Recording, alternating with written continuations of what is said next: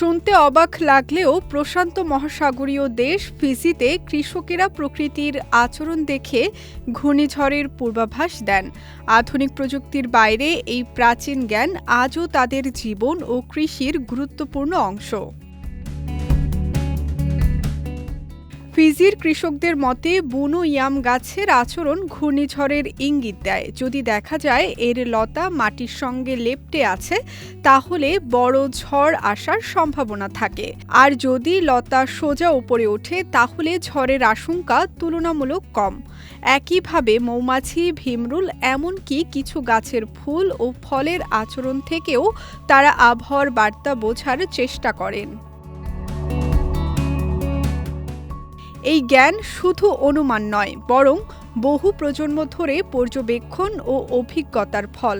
প্রকৃতির ছোট ছোট পরিবর্তন, যেমন পাখির উড়ার ধরন, মাছের আচরণ কিংবা সমুদ্রের তাপমাত্রা, সবই তাদের কাছে সংকেত।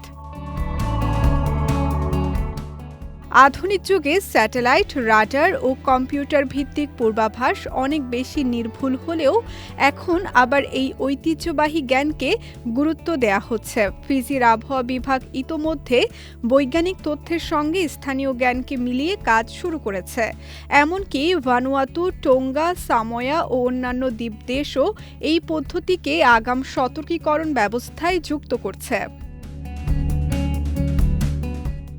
বিশেষজ্ঞদের মতে প্রকৃতির এই সংকেতগুলো মানুষকে আগে থেকেই প্রস্তুতি নিতে সাহায্য করে, যেমন খাদ্য মজুদ, ঘরবাড়ি সুরক্ষিত করা কিংবা নিরাপদ স্থানে সরে যাওয়া সহজ হয়।